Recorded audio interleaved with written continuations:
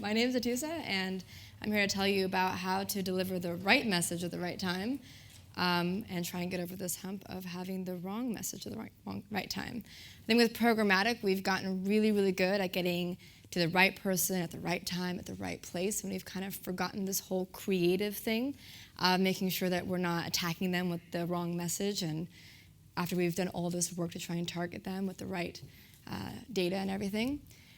So I want to try and focus in on that and try and see how we can try and make sure we're getting the right message to them. But before I get to that, I want to show you this. Today, advertising feels like it just gets in the way. Hi. Remember those shoes you looked at the other day? Would you like to buy them? Hi. Remember those shoes you were looking at the other day? Would you like to buy those shoes?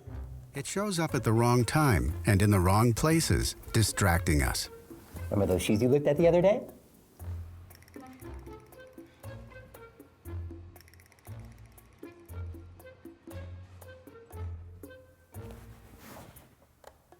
Shoes. Remember the shoes? You want to buy the shoes? So I'm assuming you guys are laughing because this has happened to you before. Maybe not with the creepy guy, but you've certainly gone shopping before, you've seen something you like online, and then it follows you everywhere you go. Doesn't mean that you don't like that item and you don't want to actually buy it. It is the right message, but it's not really the right time. I mean, I don't really want to buy a pair of shoes when I'm in the bathroom or in the freezer aisle. I might be looking up something, for example, and it's not really the right time to get me. But this presentation is specifically about when we find people at the right time, when they're ready to consume and get your message, but you hit them with the wrong type of message in the wrong type of format.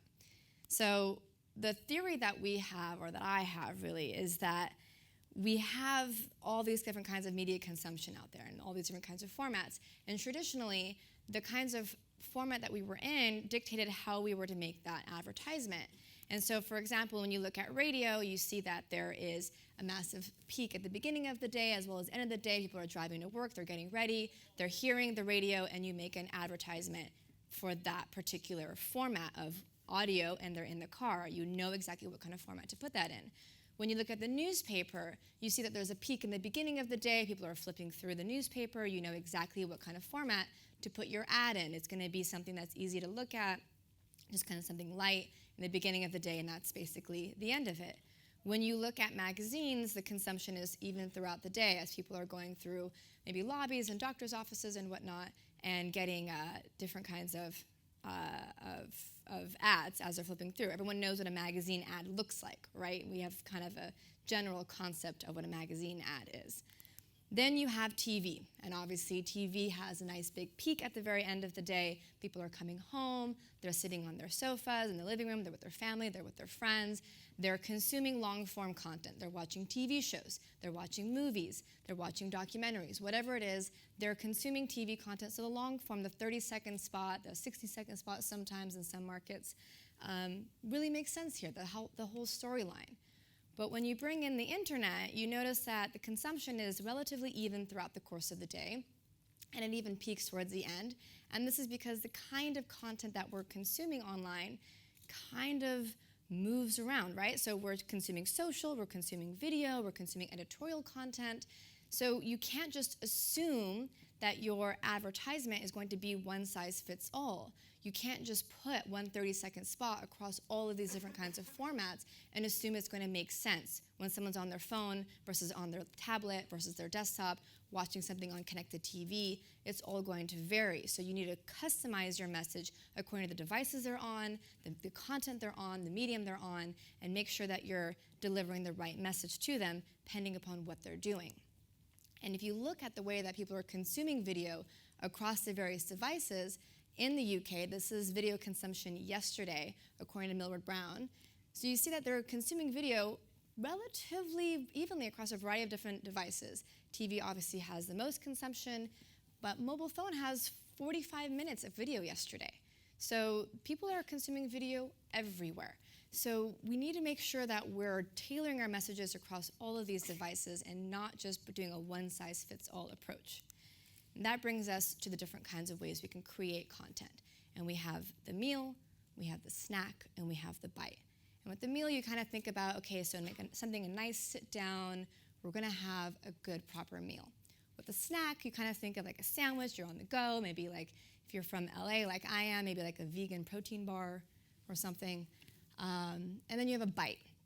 It's like a little nibble of something, maybe like a little teeny bit, like you're on a diet, you don't really want to have the whole thing. So you just have a little bite of something. So we have to create our content in these kinds of frameworks. So how do we know how we want to deliver these kinds of frameworks? When do we know out of the menu of types of digital content we have out there, whether we deliver a meal, a snack, or a bite?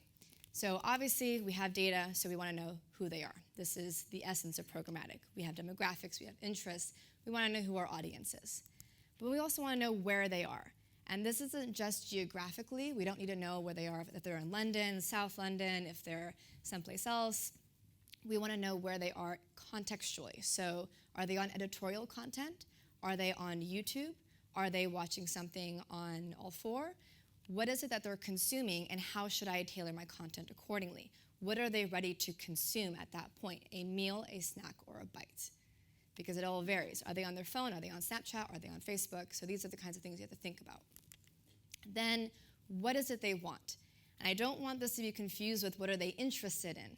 I am very interested in shopping. I love to shop. But sometimes I need to buy insurance. And when I'm shopping for insurance, as much as I hate buying insurance, and we all do, it's something that it's what we want. It's what we want at that time. So we don't always need shoe advertisements. Sometimes we need different kinds of advertisements. So we need to make sure we're tailoring the message to what we want at that particular time. It's not always about what I love to do. So the meal. How do we make sure we have the right meal? In the meal, we have these long-form concepts. And so with the meal, you think that you're sitting down, you're about to have a nice long meal. You don't think that you're going to go out to dinner and be out of there in 10 minutes. You're going out to dinner, maybe you're going to an Italian restaurant, you know what to expect. You expect a nice Italian meal. You don't expect a burrito. So you want to make sure that you're delivering upon these expectations. And this is where long form can really make sense. The traditional storyline that we as marketers have always been able to deliver. Marketers and creative agencies have been able to do these long-term storylines where they have a slow build and tell an emotional story for a long time now. And this is a great way to showcase it.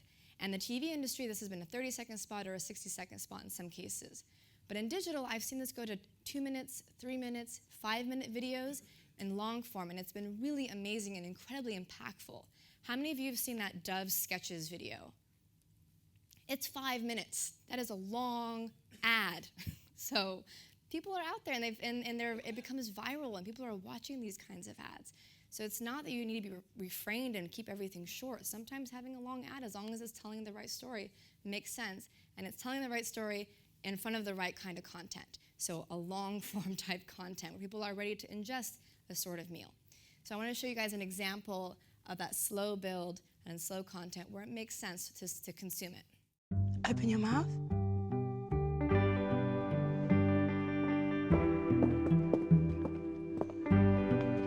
Hi. How long have you been single for? 6 months now. 3 years now. Why? I don't know. That's a complicated question. How would you define love? Passion. Agony. It's that thing that people sing about all the time. My ideal partner would be... secure. I like them to be a combination of elegance and clumsiness. What are your favorite flavors? I like hearty stuff. Love fish. I love spicy food. I have really high tolerance to spicy food.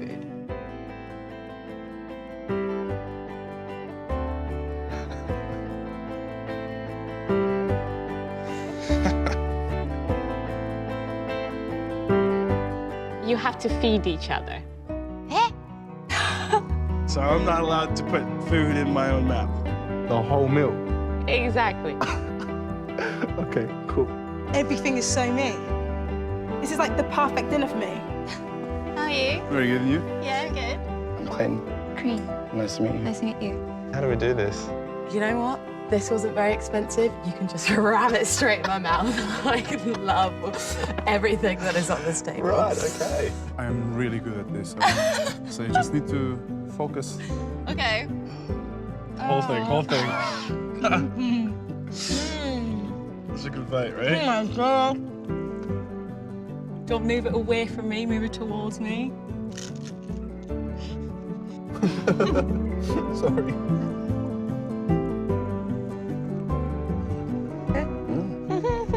It's very cute when you film me, you know. You like it? I like it.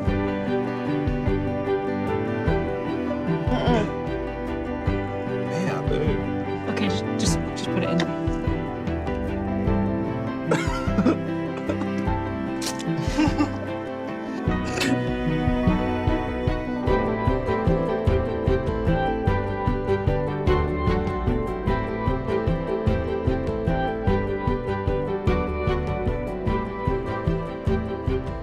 And I'll just be like,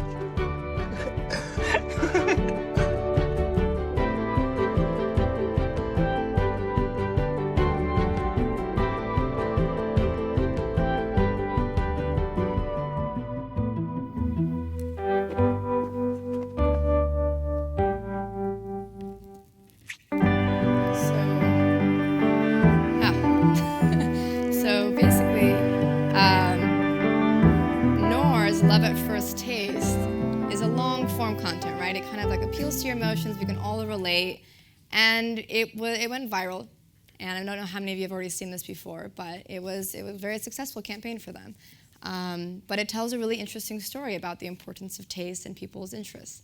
But sometimes you don't have time to have a 3-minute video, or you have a skippable ad scenario and you need to try and front load all of your content in the beginning to try and grab someone's attention. So for BMW, what they did is they put Gigi in the front, and she's relatively attractive, most people would say, to try and grab people's attention, and they put their brand in the front and they're like, hey, look at this ad, watch me, it's very important. Can you keep your eyes on Gigi? How about in the first ever BMW M2?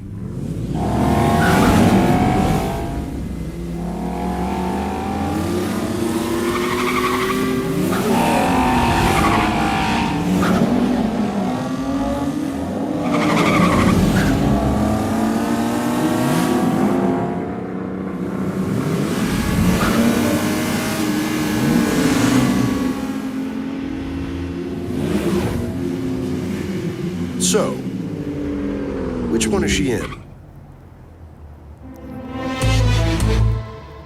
So this is another form of a meal. It's not quite as long as a 3-minute, but they did make a successful skippable ad where they were able to front load everything, grab the attention, and make sure they had a successful campaign. But what do you want to do when you have a snack? And again, a snack is like something quick that you grab and you move on. So you want to make sure that you're creating your content accordingly. And a snack is something that you can have a variety of different kinds. When you go down the grocery store aisle for snack foods, you see crackers, you see crisps, you see cookies, you see all sorts of different kinds of things for different kinds of tastes, for different kinds of people who want sweet, they want savory. They have a lot of interest. There's so much variety with snacking. So you need to kind of create your videos in that same kind of format. Small, concise, and to the point, and to the right audience for the right consumption. You have to think about what device they're on, is there sound, what are their interests, what's the point? So these are the kinds of things you have to keep in mind with snacking. So with a meal, the meal ad is very universal. You can kind of show the Gigi ad to just about anyone, or the Noor ad to just about anyone, because it makes sense for just about anyone. But with a snack, you have to be specific to what it is that they're interested in. When Apple first released their watch last year, they had a meal version of their ad. They had a universal ad, and it showed them all the facets of the watch in itself. And I will show you this ad. And it's very good. I mean, they show all the details, they take the time. They're really pointing out everything about their watch.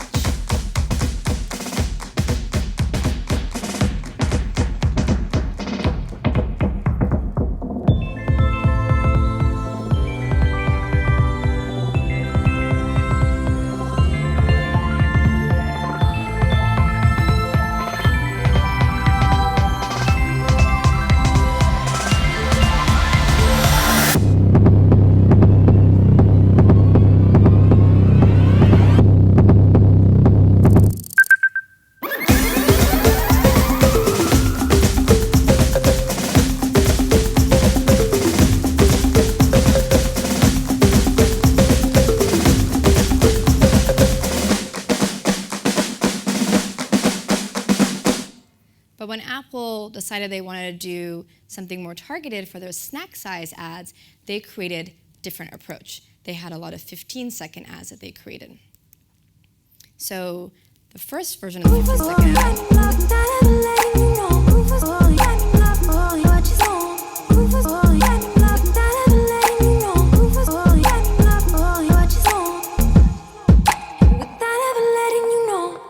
Can anyone guess what the target demographic for this ad was? Anyone? Someone.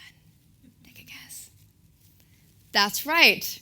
Whoever was guessing it. It is the fashionista. So they highlighted the characteristics of the watch that was important to fashionistas, all the different colored bands and everything about it. So, but they kept in that 15-second spot to make sure it's important for people who are on the mobile phone or they're on their go. Then they had the second watch and the second video, which is highlighting the things that are important to parents, which is simplicity and being able to buy ice cream very quickly without putting their other child down. And so this one is for savvy parents. And Apple essentially created 40 different versions of these 15-second spots targeting a variety of different kinds of consumers to make sure that they're able to get snack-sized content to each individual person. Then we have the bite. And the bite is something that you take when you are trying to not consume a lot of content. And when you think about a bite, you want to have a piece of something, right? So you see someone next to you, they have this delicious-looking cake, and you want a little bit of it, and you want some cake, but you just started your diet on Monday, so you can't order the cake, and you're like, hey, can I have some cake? But you don't want to have cake from a stranger, because that's weird. So you ask your friend that has the cake in front of you. You don't ask that random guy that's sitting next to you at the restaurant. So you want to make sure it's something familiar, right? You take a bite from someone that you know. So bite size is something that's familiar, it's relevant, it's easy.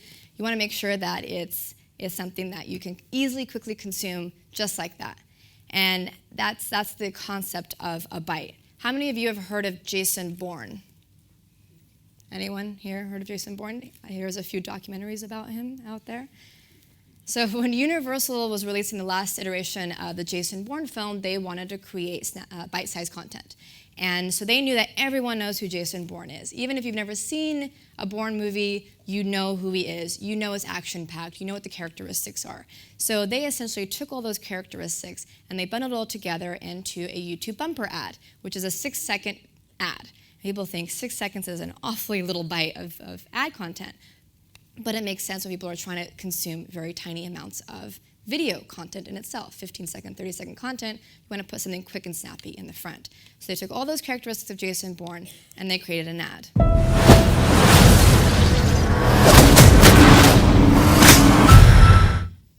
6 seconds, but it got the point across. You know what's happening in that movie, you know what's coming, you know when it's coming out, sort of. The trailer's coming out anyway. So essentially they got their point across and they were able to signal all those things that are familiar. It was bite size for bite-sized content, targeting exactly what they needed to do. So at the end of the day, you need to make sure that you are not only getting to the people with the right kind of timing, using all those particular data points that we have with programmatic, with frequency capping, with audience targeting, with geo-targeting, all those wonderful things we have, but you need to also make sure that you're getting to them with the right kind of format and content, the right kind of duration, the right kind of messaging, the right kind of framework, and not have a one-size-fits-all approach. There is a way to have a very successful messaging approach for your video content. And that would be it.